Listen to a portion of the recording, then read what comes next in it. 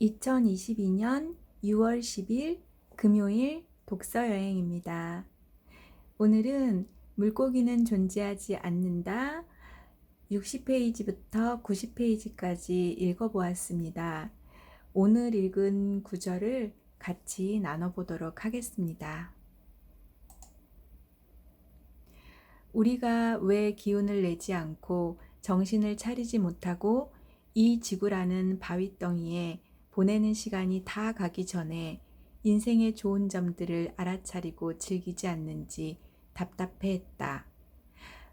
이것은 그 작가의 아버지가 작가와 작가의 언니가 우울증 같은 것에 걸려가지고 무기력하게 아무것도 하지 않았던 그 고등학교 정도 되는 시절이 있었어요.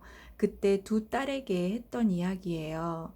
근데 저희가 3편에서 봤던 것처럼 그 너는 아무것도 아니니 그냥 네가 하고 싶은 대로 자유롭게 살으라고 했던 그 아빠의 이야기와 좀 문맥이 상통하는 건데요.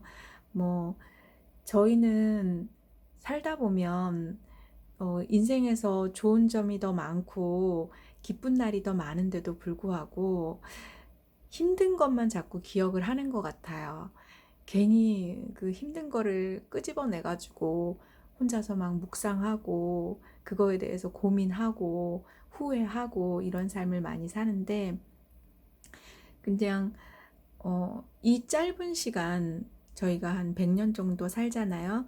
그 시간 동안 인생을 즐기고 자연을 즐기고 그 다음에 주변의 지인들과 행복하게 지낼 수 있는 시간들을 만드는 게 훨씬 더 의미 있는 일이다라고 그 작가의 아버지가 이야기한 게 마음에 많이 와닿았습니다.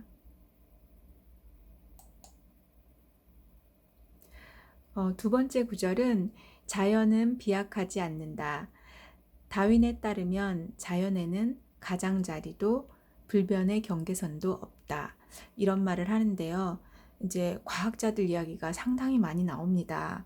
뭐 들어본 분도 있고 처음 들어보는 사람도 있는데 우리의 다윈 아저씨는 좀 익숙하죠?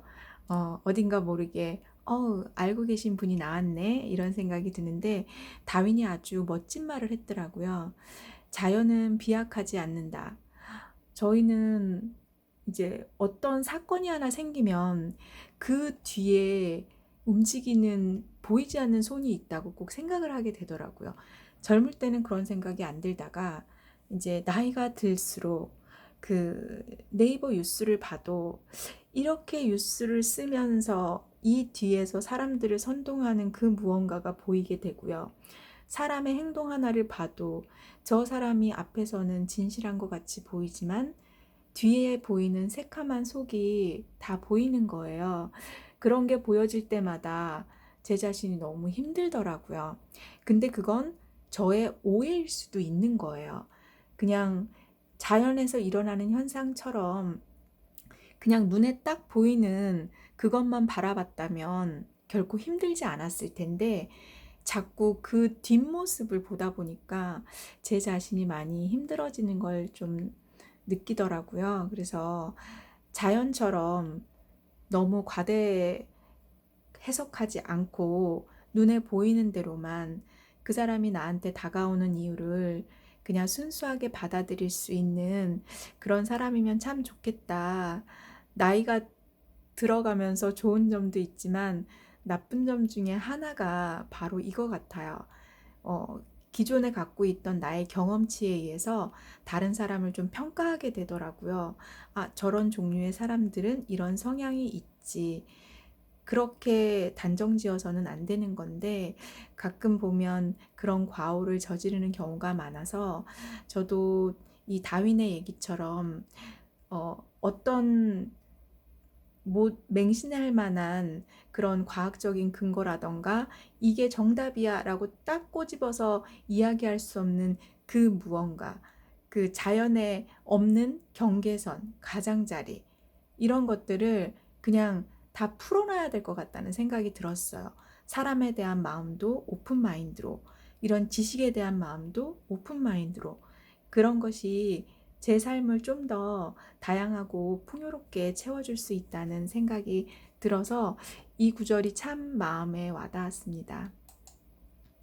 세 번째 구절은 그는 자기가 채택할 수 있는 방법은 채택하고 채택할 수 없는 것은 훔쳤다. 이런 말이 나오는데요. 요 구절은 책의 의미로 봤을 때는 상당히 나쁜 의미로 해석을 했어요. 그 데이비드가 본인이 이루고자 하는 목표가 있으면 모든 방법을 동원해서 그거를 이루는 거예요. 심지어 어떤 말이 있냐면 파리 한 마리를 죽이려고 대포를 쏠 수 있는 사람이다. 이런 말이 있어요. 이 사람은 자기가 물고기를 잡아야 되는데 저 물고기를 꼭 잡고 싶은데 너무 깊숙하게 빨리 도망가서 그 물고기를 잡을 수 없잖아요. 그러면 독을 사용했어요. 그래서 그 물고기를 어떻게든지 잡아서 자기 표본실로 가지고 오는, 어떻게 보면은 좀 인간의 목적을 위해서 잔인한 방법까지 쓴 경우라고 볼 수 있는데, 그것뿐만 아니고 이제 다른 사람의 그런 발견해 놨던 업적들도 자기가 자기 것처럼 그냥 슬쩍, 은근슬쩍 훔쳐오기도 했어요. 그래서 뭐 중국 사람들이 낚시하는 방법, 아시아 사람들이 낚시하는 방법, 이런 것들을 다 벤치마킹하고 연구해서 언뜻 보면 데이비드가 다 한 것 같아요. 근데 자세히 들여다보면 훔친 것도 상당히 많은 거예요. 근데 이제 책의 의미에서는 그렇게 의미가 되었지만, 이제 저는 개인적으로 어떻게 봤냐면, 제가 좀 처음부터 끝까지 제가 해야지 좀 직성이 풀리는 성격이에요. 그래가지고 좀 몸이 힘들죠.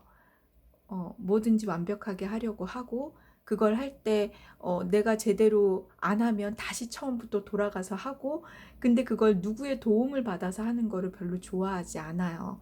그러다 보니까 어, 좀 내려놓고 같이 하고 남의 손을 빌릴 수도 있어야 되는데, 너무 처음부터 끝까지 혼자 하려는 그런 거는 좀 좋지 않은 것 같다라는 생각을 하면서도 고치기가 너무 힘들어서, 저는 데이비드가 했던 채택할 수 있는 방법은 채택을 하고 자기가 채택할 수 없는 거는 남의 손을 빌리는 거죠. 대신에 훔치지는 말고, 대신에 그 사람의 동의를 얻어서 그 사람과 함께 공유할 수 있다면 좀 삶이 좀 더 편하지 않을까, 그런 생각을 했습니다.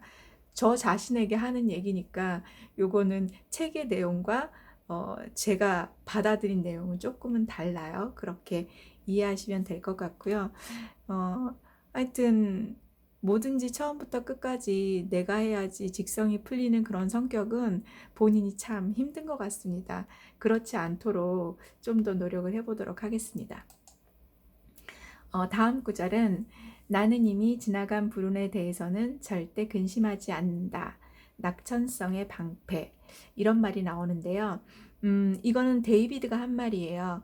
데이비드가 한 30년 정도 그 모았던 물고기 표본들이 거의 지진으로 인해서 다 소실된 적이 있었고, 그 전에도 한번 그 연구소에서 불이 나는 바람에 자기가 연구했던 그런 문서들이 다 불타서 없어진 적도 한 번 있었어요. 그리고 사랑하던 첫 번째 아내가 죽은 적도 있었고요. 아이가 죽은 거는 2번이나 돼요. 근데 그 모든 순간에서 그냥 아내가 죽었을 때 슬프게 장례식을 치르고 자기 할 도리를 다 한 다음에 바로 데이비드는 물가로 달려가서 다시 물고기를 낳고 표본을 하고 이름을 붙이고 하는 일을 끊임없이 계속합니다. 인생에서 어떤 불운이 닥치더라도 바로 일어서서 자기의 길을 가는 거예요. 근데 그것을 낙천성의 방패가 있다라고 표현을 했거든요. 이 책에서는. 그러니까 성격이 낙천적인 거예요. 그래서 이 사람이 막 우울감에 빠지거나 도태되거나 힘들어하지 않고, 그거를 극복하려고 일부러 더 힘들 때는 더 콧노래를 부르고 다니고 바로 자신의 일 속으로 그냥 가버리는 거죠. 그래서 어찌 보면 데이비드는 회복력이 상당히 빠른 사람이었던 것 같고, 끊임없이 앞으로 나아갈 수 있는 그런 에너지를 갖고 있었던 사람인 것 같아서 그런 부분에 있어서는 참 부럽다. 어떻게 그 나에게 닥친 불행에 대해서 그렇게 쉽게 털고 일어날 수 있을까? 일반적인 사람이라면 어려울 텐데 라는 생각이 들었고요. 하여튼 저희도 살아가면서 닥치게 되는 어려운 일들, 뭐 이런 말 있잖아요. 이 또한 지나가리라. 뭐 이렇게 생각하면 쉬운데 그 순간은 그게 가장 크죠. 우주에서 나만 힘든 것 같고 아무도 이 문제를 해결해 줄 수 없을 것 같고 시간이 지난다고 이게 얼마나 나아질지 가늠되지도 않고 할 때가 있는데 그럴 때마다 한번 좀 이 글을 떠올리면서 나도 이미 지난 거, 이미 나한테 벌어진 일 근심을 하지 말자. 이런 식으로 한번 자기 마인드를 컨트롤하면 좀 좋을 것 같다는 생각이 들었습니다. 어, 마지막 구절은 이건데요. 좀 용어가 좀 생소하실 수도 있는데 사이어소피라는 용어가 있는데 이거는 사이비 지식이라는 뜻을 가지고 있대요. 그 인생은 짧고 인류는 빠른 수학을 요구하기 때문에 라는 말인데요. 이거는 잘못된 과학적인 근거들을 그 뭐라 그래야 될까? 이 미신 같은 신앙에 접목을 시켜서 만들어낸 새로운 용어라고 합니다. 그래서 예를 들어서 뭐 방사능 같은 거를 발견했을 때 방사선 같은 걸 발견을 했을 때 그 방사선을 통해서 영혼을 불러올 수 있다고 사람들은 생각을 했대요. 그 당시에. 그래서 또 그걸 믿는 사람이 있고 그래서 그걸 가지고 돈벌이를 하고 심령술이 늘어나고 막 이랬던 적도 있다고 하거든요.